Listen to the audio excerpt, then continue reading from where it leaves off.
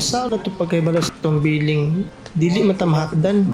Kinahanglan patamuan hindi sa opisina.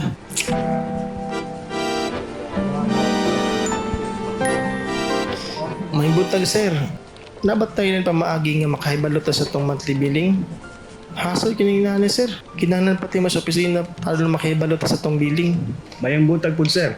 Yes sir, naana tay online billing. Ma-access nimo pinaagi sa pagbisita sa among website sa www.bcwd.gov.ph/awas.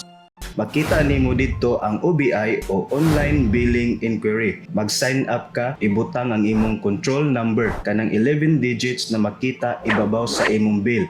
Magbuhat ka og imong password. Pag na-register na ka, pwede na nimo ma-access ang imong bill anytime, anywhere.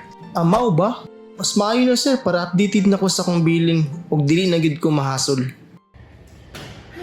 Na, nakita niyo ba sa water script?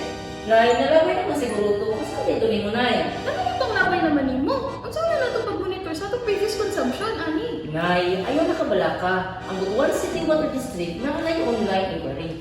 Ang atong buhaton, Nay. Online billing? Yes, ang mga atong buhaton is mag-online ka, mag-register ka, gamit ang atong control number. Ay, mao ba na? Sige daw, Makwe, tuloy ko.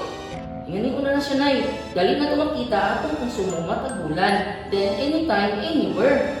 Mao ba? Kanindot ba yan, na? Kanindot kayo, Nay. Convenient na gid sa atong nga mga konsumador.